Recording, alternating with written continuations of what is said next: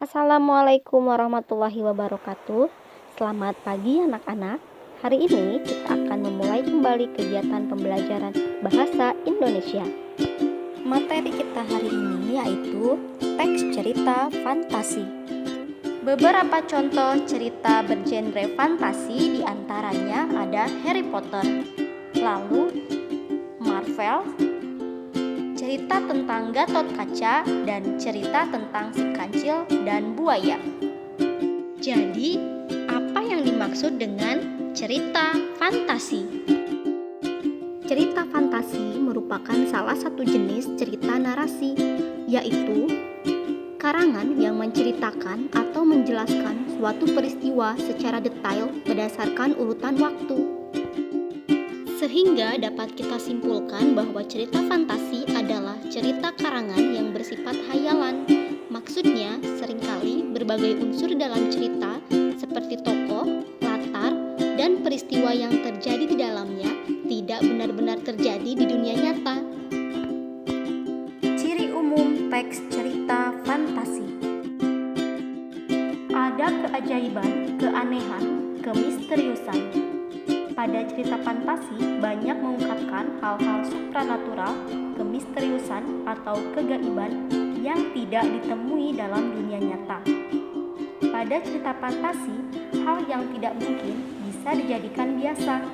Tokoh dan latar diciptakan penulis tidak ada di dunia nyata atau dimodifikasi dari dunia nyata.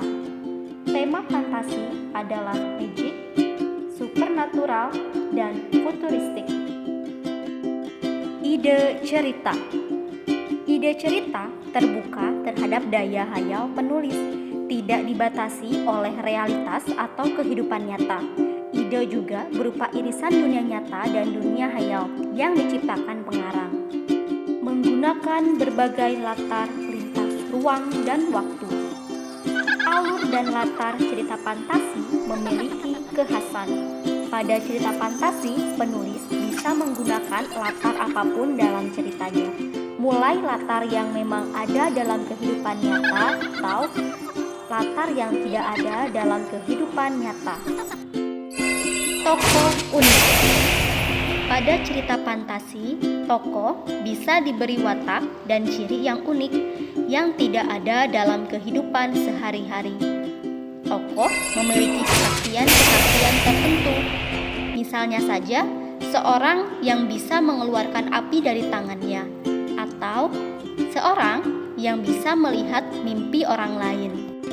Bersifat fiktif. Cerita fantasi bersifat fiktif atau bukan kejadian nyata. Cerita fantasi bisa diilhami oleh latar nyata atau objek nyata dalam kehidupan, tetapi diberi fantasi. Bahasa. Bahasa yang digunakan pada cerita fantasi bersifat variatif, ekspresif, dan menggunakan ragam percakapan yang bukan bahasa formal. Jenis cerita fantasi berdasarkan kesesuaian dengan kehidupan nyata. Fantasi total dan fantasi irisan. Pada fantasi total, semua hal yang diceritakan oleh penulis dalam teks fantasi tidak terjadi atau tidak ada dalam kehidupan nyata. Sedangkan cerita fantasi irisan yaitu cerita fantasi yang mengungkapkan fantasi tetapi masih menggunakan nama-nama dalam kehidupan nyata, menggunakan nama tempat yang ada dalam dunia nyata atau peristiwa yang pernah terjadi pada dunia nyata. Berdasarkan latar cerita, terdapat dua jenis cerita fantasi: cerita fantasi sejaman dan cerita fantasi lintas waktu. Pada latar sejaman, penulis hanya menggunakan satu waktu. Misalnya, hanya menceritakan kejadian di masa kini.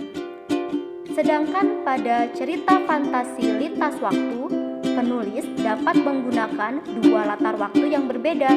Misalnya, menceritakan kisah masa kini dan masa mendatang, atau menceritakan masa kini dengan kisah di masa lampau.